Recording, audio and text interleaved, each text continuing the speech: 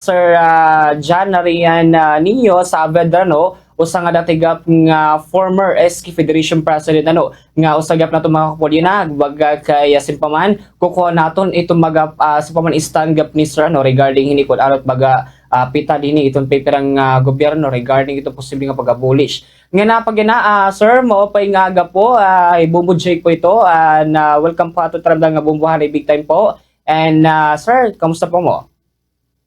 Maupay nga aga ha imo Bombo Jake ug sugod man han mamarati han aton imo programa yan nga aga ha Bombo Radyo Tacloban. Sir, pag ganano kay tungod nga na Simpaman mapasoy ning istorya regarding hiton na posible nga pag-abolish hiton na sangguniang kabataan Sir, ayo ay aside po, ano ba ka importante iton na sangguniang kabataan? Ano ba talaga itong pinaka-role ni ato mga komunidad? Actually iton damo iton role hit aton sangguniang kabataan ha aton kabarangayan asya nga diri gud ako na abuyon hiton gios or move to abolish the sangguniang kabataan because our SK chairpersons at aton mga SK chairman is bahagi hiya paparte hiya ha sangguniang barangay. Kumbaga may mga panahon good permanente nga maipapadangat ang mga concern ng kabataan dito sa barangay. For example, issues on education, youth employment, mental health, and sports development. Kung waray sangguniang kabataan, hinuman iton magdadara. Ito ng mga problema sa barangay. So, papakiana lamasing if there is no SK, who will bring the voice of the youth in the barangay? So, amo itot mga question. So, adi pa, pwede gihapon, another important thing is leadership development. Because this institution, ang atong sangguniang kabataan, serves as a training ground for future leaders. Diri kad iton hiya training ground in corruption. Yes. Kung gigiyahon talahin maupay inin nga mga SK, training ground inihiya para hin maupay nga mga leaders in the future. Because dakot diferensya hiton nagiging SK chairman ka, nga magiging sigunta konsehal ka lahiton bong dayon nga waray ka training on the ground. Maupit may training on the ground because it imo advocacy grassroots approach itong development. So galit aking bubuhat yan na. In fact, there are a lot of leaders locally or nationally nga tikang langahaw pa sangguniang kabataan. For example, our mayor, Label Anyo Castro, is a former SK Federation President of Alang-Alang. Currently working sa United Nations, si Kuya Jan Cairel Guillermo, served also as SK Federation President in Alang-Alang. Si ako yan nga LYDO designate staff ni Mayor, former SK Federation President, meaning we really have had developed our leadership capacity. Nganda mo pa iton, like for example, gihapon nga iton SK, may na Republic Act 10742, may na anti-dynasty provision, mauro upay nga provision hiton anti-dynasty kumpara hiton era gindi diskusyonan nga niya nga anti-dynasty provision. Mandatory training before you assume office. Kung diri ka ma-attend hini nga mandatory training, diri ka makaka-assume hiton office. And there are clear transparency now and accountability even before pa hanamon term, because hanamon term was the first term implementation of the sangguniang kabataan tikang han paghimo han Republic Act 10742. Yan na, they have the R8 10742 Republika Acta Gis 742 ngan ang Republic Act 11768 nga strengthening the sangguniang kabataan pa. So duha na tira balaod yan na, meaning na identify han amon panahon ang mga problema nganyan na han second term nira is nadugangan ang solusyon han amon mga problema. May dana honorarium man mga SK Kagawad kay before waray honorarium man SK Kagawad before the SKs were not functioning because waray sapat nga honorarium o sapat nga ang tawag hinin waray sapat nga compensation itong gintatrabaho mga SK because we have to accept for a fact nga nanginginhanglan gihapon iniintalon man nga mga 18 to 24 years old nga mga SK because they are also working youth. Yes. Kumbaga, natugunan na ito yan na, may na honorarium, itato na lang yan na paghapsay, kung may na pa mga SK nga diri nagsisisyon, bangin pwede kita makagdugang pahin mga polisiya, iton aton national government, gobyerno nasyonal, hin mga probisyon para matugunan ini nga mga problema yan na diri good bombo Jake iton solusyon ano para haakon iton abolition kay kanugon kung kanugon itpundo yan na mas kanugon kung paparongon naton because the Sangguniang Kabataan is the only institution that represents the youth and its welfare. So sir, hay mo po sa no, ano po't nakikita nimo nga rason kaya no even iton aton DLG secretary no Rimolyo na talagang giginduluso ini nga pag-abolish iton Sangguniang Kabataan. In your side sir, ano't nakikita nga rason ko kaya no gusto talaga ni tanggalon? Okay. Na bangin in a way, I get the point of the SILG because he is the DILG secretary. He has the data, he has the reports coming from the different DILGs, and he is a former governor in the province of Cavite. That's why I get him when when he got that point nga i-abolish nat mga Sangguniang Kabataan because bangin na puno na liwat SILG because our SKs are not functioning. Some of them, I don't know if it's most of them, but some of them asya nga diha alang-alang liwat local nga aton ano pagkikitaon serving ako yan na as LYDO inin binubuligan ko it SK to become better organization for our community. Kay bagabagala ito nin usa nga pamilya, nga usa ka pamilya may nanay, tatay ngan anak. Kung an anak diri natutultol, diri mo an anak paluson, diri mo ya tatanggalon na miyembro ting pamilya kundi gigiyahan mo nga nigi-empower mo. Amo la ito ya.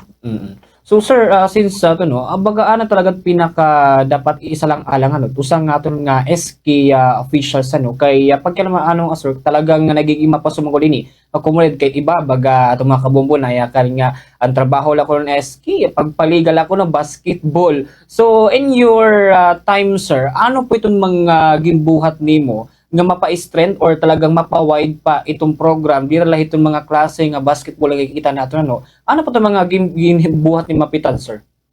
Actually, we have conducted many programs. Sa akong panahon kasi, I have to empower my SK because there were lacking nga mga trainings for us. Di kami maaram on how to bond, di kami maaram pag opening bank account, di kami maaram han mga BIR nga mga trabahoon and so on and so forth.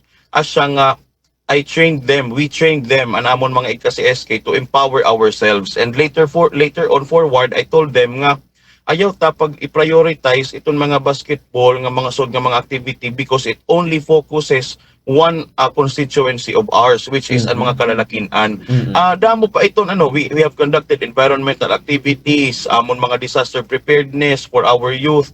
Ako as Federation President, I have trained them maging itong mga disaster preparedness and Wemburi with the DILG. Damo la itong mga activity until we have been proclaimed or awarded as one of the outstanding SK in the Philippines. So damo la itong mga trainings, programs, projects for our youth.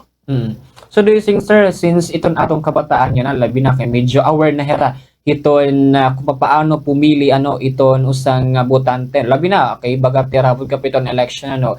And of course sir, iyo part din sir no iton ano po iyo baga magiging advice nato nini ang mga kabataan nato nga gusto sumulod ining posisyon ng gobyerno and ano dapat talaga era baga i-main nga ibutang hera kalugaringon kung kiano ra masul din ka posisyon kay posibilidad nga bakit masul lera for name or talaga nga magpapapilano. So in your side sir, ano po't mga advising nga pwede naton makuha nga may hatag naton dito atong mga kabubo nga gusto dumalagang gyap hini mga posisyon? Actually, everyone who is listening right now who wants to become SK officials, the SK work is not a joke. Yes. The SK work diri harumamay because you will be handling public funds. You will be handling government funds that is not yours.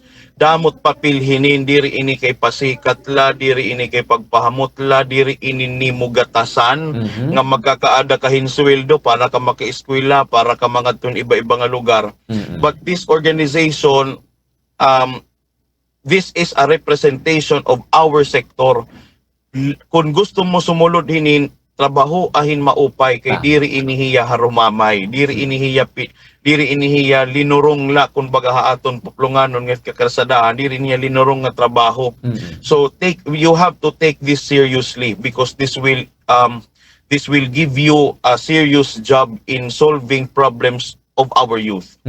So amo akon advice good kay diri iniya pahamot, diri iniya pagwapuhay, diri iniya pabibo, diri ini kay gindusukahan yung mga sangkay nga kandidato kay nag-istorya ka mo kalsada kay waray basketball. Na kandidato ka diri para diri ka maging organizer hin mga basketball ngan pageant. Na kandidato or makandidato ka to lead you follow rules and you set as an example. So sir, since nagiging pasugapin itong mga budget gap sir. Sa tingin niyo sir, may pagkukulang gap itong support tikang ito na igbaw nga dito atong mga sangguling kabataan? Actually, I see the efforts of the National Youth Commission who has direct supervision through the LYDOs to the Sangguniang Kabataan since the NYC is now under the DILG. Kulang pa itiragios, though I appreciate, but kulang pa.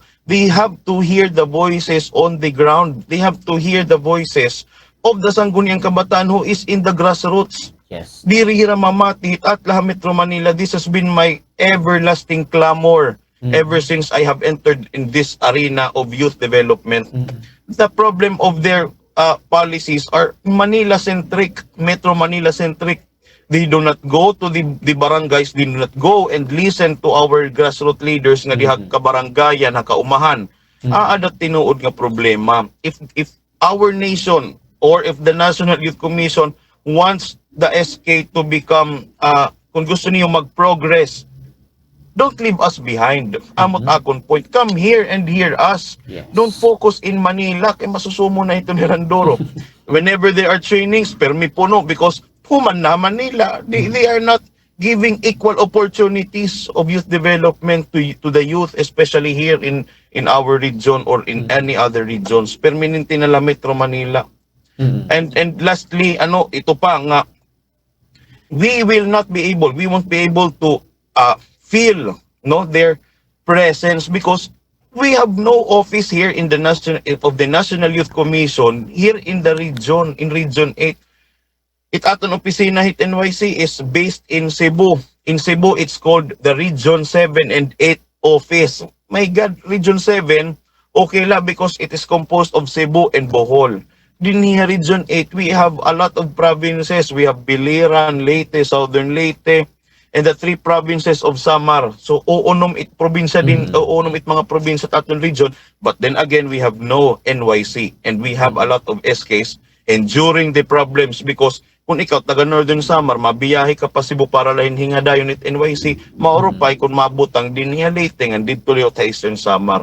So that magkaadahin mahusay nga approach it aton national government in dealing with the problems hit aton sangguniang kabataan. So sir, nagiging mapasugapin regarding ito in mga labi na itong kikiki na itong mga kabataan or na talagang kung itong gano'n ba kakuri itong gapit trabaho sa nga SK? Ikaw nga SK, kung masulod ka sangguniang kabataan, dapat ka mag-fidelity bond, kaya di ka makakatransact itong bangko, kung waray maupay nga niya na, kay may na bangko, bank account it mga SK, pagkarawat na natin imo ang passbook. Hanamon panahon, waray pa talaga as in zero. We opened the bank account, we went to the fidelity bonding first record, and so on and so forth. Pati ha BIR pagkuhantin. Yan na, iyo na is to accept itong nga mga pagkarawat na lahito nga mga dokumento nga itimo yan na tatrabaho is fidelity bonding, crafting of the CBYDP, the 3-year comprehensive plan, because before you can have your annual plans, you must have the CBYDP. So CBYDP and the ABIP for your barangays. So amo ito't kinahanglan niyo mga trabahoon. Ngan labot lahiton pag-purchase niyo damo pa itot mga papel, mga provision nga ada DBM. Afterwards iton mabayad kaliwat ha BIR kay para liwat imo pag-liquidate ha commission on audit. So damot imo trabahoon kung namamati kaya na tas di ka maaram ting tatrabahoon, pwede ka kumandidato duha nga Republika Akta amulat akon mayayakan kay makuri SK nga trabaho. Yes, tama. So ayun sir, ba sir bangin mida ka pa sinipaman mga nailatag na mga programa no regarding iton aton mga kabataan, especially iton aton mga sangguling kabataan nga currently elected yan na ano. And of course, in your end sir, ano po ton imo magiging advice sige pa no labi na itong mga gusto na mag-try nga sumabak kini nga klase nga posisyon ng gobyerno ngayon na bagaano ito magiging dapat role nila itong kabataan in komunidad ngayon na sa Pilipinas sir. Go ahead. Kinahanglan itiyo hunahuna haluag because siring ko pa kanina labot la kasi ato nga mga trabahoon, you will deal with a lot of people. Before dealing with a lot of people, you will deal first with the barangay council, the barangay treasurer, the kapitan itself. You have to deal with them all. Asya nga itimo dapat hunahuna haluag. Diri ka dapat mabido malaksi, dapat ka maaram ka makisama para imo interest for the youth, for our youth development. So damot trabaho nit SK kinanglan anak damot haluag itimo panhunahuna, haluag itimo pananaw kay diri ini pwede nga mabibido kadayon nit imo kapitan, treasurer, barangay officials because they are mga kwanera seasoned politicians. Nga kita nga mga kabataan nga na entrada hit politika kay bisan serbisyo at karuyag, politics will still be there. So kinahanglan naton maging flexible in terms of dealing with a lot of people, especially our colleagues, especially yung mga barangay officials. Yun, so talagang damo ka salamat sir, ginhatag na oras sa buong Moray Tacloban sir, ada kaya hopefully tan atong kabataan na inline tinini labi na tan aton na higher position nga talagang importante ito na sa guling kabataan ng komunidad, labi na tong kabataan niya nga medyo nagdudusugapiton karapatan nila nga niton maupay nga serbisyo. Salamat sir, hay mo ginhatag nga oras sa buong din atong bunganay, and of course sir, thank you so much po. Salamat Bombo Jake. And one last nga reminder nga akon pulong nga diri dapat i-abolish it SK sangguni ang kabataan because this is only the formal mechanism wherein the voices of the youth is being heard in the government. If we will remove the sangguniang kabataan as an organization, mawawarayan na representasyon it kabataan ha kabarangayan. You know, instead of abolishing it, we should strengthen it so that the youth can be responsible partners in our government. Pero kung diri man Bombo Jake pag abolish sa era kung diri na mapugnan god bangin basta diri la i-abolish it youth representation. So it maaram hitot ato haigbot ka mag-araman kung diri man nira ikukonsanggun yang kabataan, let there be still a youth representation in our government because it is enshrined in the Constitution. Ayun. Thank you so much. Thank you so much. Damo nga salamat sir John Rian Nino Saavedra na pagpupudamo niya talamdan. Thank you so much sir. Salamat. Ayun mga kabumbo, nakupod nato ni Sir John Rian Nino Saavedra, usagap nga former SK Federation President ngan usagap mga kabumbo nga Local Youth Development Officer nga simpamani ginido sa mga kabumbo.